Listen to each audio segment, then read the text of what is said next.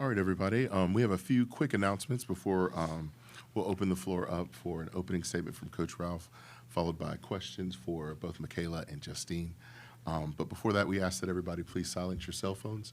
We ask that you do no recording of a cell phone of this press conference, but we will send out a recording via the NCAA Digital Media Hub. For anyone who has a question, just raise your hand. We have a microphone runner. When you ask your question, we ask that you start by stating your name and giving us your media outlet affiliation. For anyone on Zoom, please use the raise hand function on Zoom. We will address all questions in the room, and if we have time remaining, we will then do our Zoom questions. And with that, I will now open it up for the opening statement from Coach Ralph. First of all, thank you guys for being here. Love seeing a full room of media covering our sport at Vanderbilt, where we just went to our first Sweet 16 since I've been here in 5 years. So it's great to see you all. Thank you for being here. So proud of my team. The kids sitting next to me, especially these two, have been through a lot here. They came here to make a difference. They came here to do something that hadn't been done before, and we're on that path. And tonight was a big step forward. We're going to celebrate it, but we're really excited to spend another day together tomorrow. I just can't wait to get back to work with them. Lastly, congratulations to Illinois on an amazing season. A lot of respect for Shauna, the way she's building her program, the way she runs her program, the way she leads. And I know they'll be back here again next year. We'll now open up the floor for questions for our student athletes, Mikayla Blakes and Justine Pissott.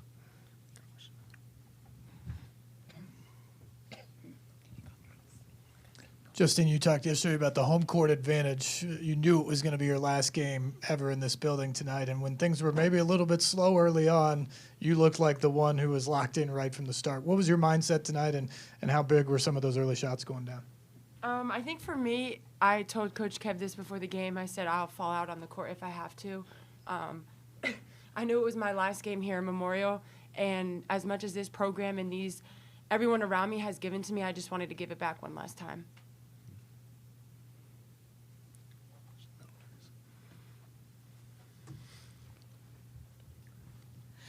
For Justine, Mick was kind of struggling a teeny bit early.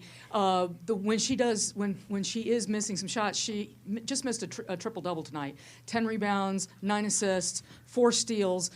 When her shot isn't falling in those rare moments, how good is she at getting everybody like yourself involved and doing all those little things on the court? I think that's what makes her special. I mean, she isn't just a person that can put the ball in the basket. I mean, she is that, but she is a facilitator. She rebounds the ball, and she's just a great player all around. So it's really important when she finds everybody. There's not one person she doesn't miss on the court, and when she misses them, she'll get them the next time. Thank you. Mikayla, for you, kind of the flow of the game, what did you see that was working so well for you guys early on, you specifically, but also the team? Yeah, I just was looking for my shooters coming off ball screens. I think they were tagging our roller a lot, so it left them wide open. So continue to find Justine and Jack. I found her, Aubrey as well in transition. I feel like once we're able to shoot the ball real well from the 3, like the lane opens up. How does this one compare to Oklahoma, Texas, LSU, some of those other big wins, but on a bigger stage, a bigger spotlight tonight? I think for me, it's our last game. It's my last game in Memorial, and we're going to the Sweet 16. We have never done that here. Since I've been here, Mikayla's been here, and even Coach Ralph, and I think that's what makes it a lot different than the other games.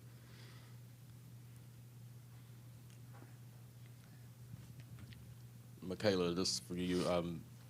It seemed like almost every night lately you're surpassing something, doing something. Tonight you became the all-time sophomore scoring record holder. How does that feel to be able to put another thing by your name that you've accomplished this season? She had no idea. Yeah, thank you for telling me. I mean, it's just exciting, like, to be able to do it in Memorial, have my family in the stands, be around my coaches, my teammates as well. I mean, they're the reason why I'm able to do the things I can, and without them, I wouldn't be here. So it's a great thing. I love it, and I'm thankful for the people around me. Katie Freiberger, USA Today. Mikayla, you're about to face the Fighting Irish and previous teammate on Team USA, Hannah Hidalgo. How do you prepare to face someone that you've previously been teammates with but have never competed with on the court? just take it how we do every single game. I think when we come into the tournament, we have to continue to be us, and we're going to make our game plan, but she's a really good player, and we're going to play her like that too. Yeah, Justine, just felt like early you guys were trading buckets back and forth, but then when Ayanna Mitchell came in, felt like she really provided a spark. Just what did you see from her tonight? Yeah, she's a special player. I mean, every time she comes in, she brings that spark for us on defense, and I think that gets the rest of us going and motivated, and she impacts the game a lot when she comes on the court, so I'm very thankful for her.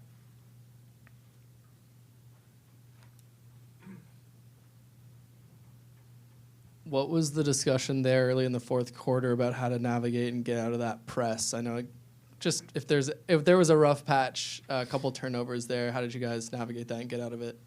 Stop turning the ball over. Yeah, that was it. Yeah. In so many words. Anyone? Before our next question asks this, remember to give our name and media outlet affiliation before questions. Steve Lehman, News Channel 5 again.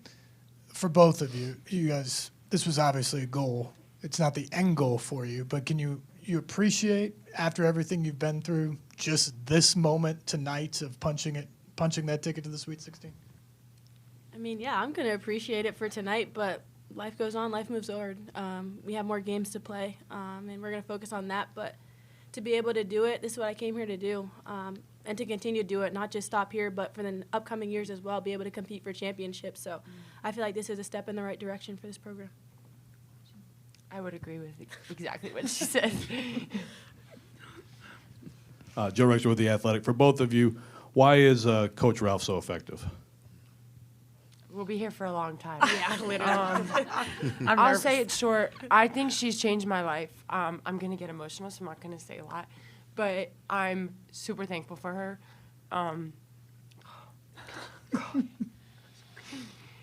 Not only is she a great human being, but, like, the amount of times we've had a conversation about faith and God is what makes her so special. She knows how important he is to me, and last night we had a conversation. She wrote me a letter, and it was just tears to my eyes, and I don't know. I'm so thankful for her, and I'm very grateful that I'm in this position and have more games to play with her. Yeah. To second Justine, I'm going to try not to get emotional either, but this is a woman right here who cares about you more than a basketball player. And this past year I did struggle a little bit, just feeling like I didn't have a break. And she's the first person to reach out to me. She knows. She's like, I know you're not going to tell me, but, hey, I see you struggling. What can I do to help you? Things like that, and we're going to find joy in your life, and she found joy in my life. I feel like this year she brought joy back to basketball for me, and it was something I was struggling with. Man. It was something I was struggling with. It was something I was struggling with a lot, but, like, I couldn't ask for a better head coach, better mentor, better role model. This is a human being you want in your life, and she's like a second mother figure to me, which is why my mom was 100% full ride. Like, let's go to Vanderbilt. Yeah. Like, let's be under Coach Ralph. Rhea Patney, Vanderbilt Hustler. Justine, your last game at Memorial. What has Vanderbilt meant to you, and what do you hope that you meant to Vanderbilt? Oh, man. Vanderbilt has meant a lot to me. Like Mikayla said, she was struggling. They picked me up at one of my lowest moments in my life. I was struggling a lot after freshman year, had a loss of a grandfather, and these people picked me up when I didn't know I could be picked up. And they just kept picking me up every single day. I just hope I left a joyful and positive impact on everybody here around me. I may not have scored a lot, I may not have done a lot, but I tried to be a leader for everybody around me, and I hope that they have noticed that. And, yeah, just, I don't even know. That's all I got. Jack Frutkin, Vanderbilt Hustler. How important was it, how special was it playing at home in the round of 32 in front of so many Vanderbilt fans? And, what does the crowd, all the signs mean to you guys? Yeah, it's special. Like we've been saying, I mean, coming here has been one of the greatest decisions of my life. I have my dad here in the stands. He's has supported me since day one. The fans have supported us since day one. The first people that come into the student section are our practice players. And I think that just goes to show the community that we've built here. And we have so many young people that look up to us, and it's pretty special. We have time for one more question. All right. Thank you so much, Mikayla. Thank you so much, Justine. Don't do that.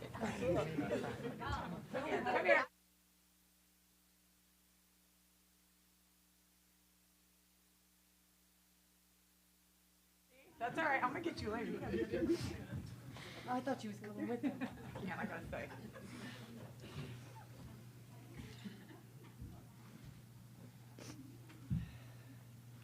All right. Okay. Ready? I'm ready if you're ready. I'm ready. All right. We'll now open it up for questions for Coach Ralph.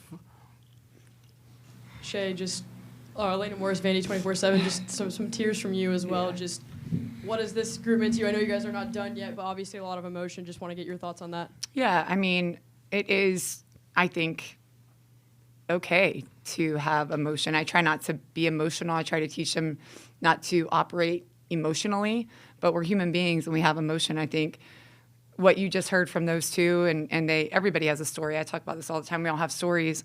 I'm a basketball coach because I love basketball, but I get to lead women.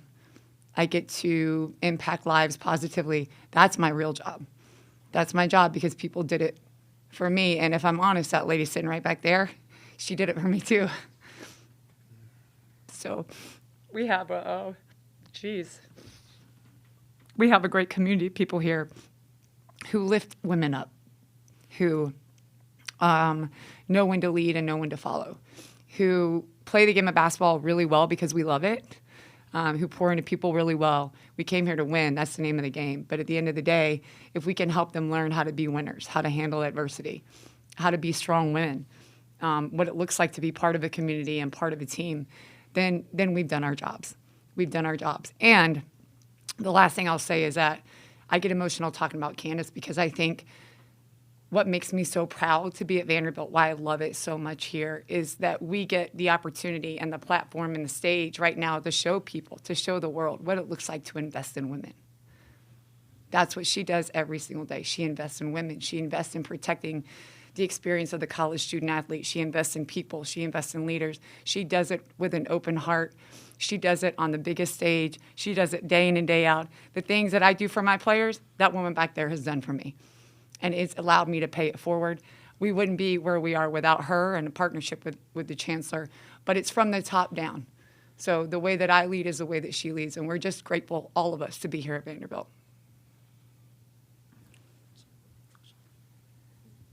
I'm Stephanie Kaloy, the 9 Sports. We were lucky enough to hear from Justine, but you have 3 more players who also played their last games tonight here. So what can you tell us about them? I do. Shoot, we're going to be here all night, y'all. You saw Sasha was super emotional today. This was her true senior night. If y'all remember, she didn't get to play on the night that we honored our seniors. And this is also her last game at Memorial. And the kid that's been here with us the longest, through all the ups and downs, 99% of it you guys don't see. And that's okay. But you get to see the growth and the impact that she's had. And what a beautiful thing to have a player commit to 5 years through some really hard things, to building something that's hard to do. And if it were easy, you'd see a lot of other people doing it and sustaining it. So it's really exciting for me to be able to see her experience this moment here today. Jada Brown is the same. Lots of up and downs. She's been here with us for 4 years, not 5. Lost her father last summer. It was really, really, really hard for her. We weren't sure we were going to get her back. And we did. And now you're seeing her make a huge impact on our team to help us get where we are, and also finding joy in the role that she's playing and the teammates that she has around her and her family that's here a lot as well. And then Jack Olinga, you can't say enough about that kid who really bet on us after going to a Final Four last year and playing an important role on that team. She came here. She had faith in our plan for her. She had faith that we were going to do something special as well. So all of them hold a very special place in our heart. We wouldn't be here tonight without them. Teresa Walker, the Associated Press. Shea, you've talked a lot about how this is a team. watching what Mikayla did, with that, I mean, just filling up the stat sheet, is that, people focus on her being a scorer, but as you pointed out, she can do lots of other things. Did we see the entire array tonight? You saw most of it. It might have been my fault that she didn't get the triple-double, but I think that Justine hit it on the head. She's a really good basketball player, and I think right now the narrative is that she's a great scorer. She is that, but she's also a great teammate. She also is a great playmaker. She's a great defender. She's a great passer. She's a great decision maker. She's fun to coach. I say it every day. She's an MFer. So when it was time for us to separate, did she miss any shots? No. She made the toughest ones. It was time for us to separate. The ball was in her hands, but she knows Justine's going to make the shots that she makes. Aubrey and her are going to play together, play off of each other. I thought Mitch came in and gave us huge minutes. Sasha did what she does. Jacqueline did what she does. Who else? Ava came in. Okay, Ava and Jada came in. I mean, it was a full team effort, but no one had to do more than what they're great at. Everyone showed up today and did what they were great at, and this is exactly what we need from them day in and day out, which is what we've been saying from the beginning of the year. Nothing has to change. It doesn't matter who we play. We turn around, we get a day off, and we're going to prepare like we've been preparing all year for the next game because we get a next game, which is really cool. Eli Monica at the Nashville scene. You've been through a lot of March Madness brackets, Coach, as a player and on coaching staff at UConn. What are the lessons of March? What are the things that you're preaching to your team? Or is it, nothing's different? Give us a little insight. I think the lessons of March that I learned before I got here was that nothing can be different. And, great players, great teams understand what's on the line in March. But that's why you start preparing in the summer. You prepare in November, December, January, like you will prepare in March. So you don't have to get ready. You don't have to, rise to the level of the occasion because you're going to fall to the level of your standards. We operate here every day, on the court, off the court, in the classroom, in the community. There are no exceptions to that.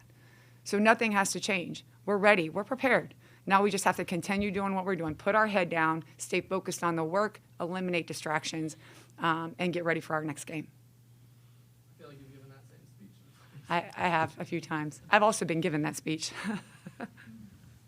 Steve Lehman, News Channel 5. Shea, two-part question, if you will.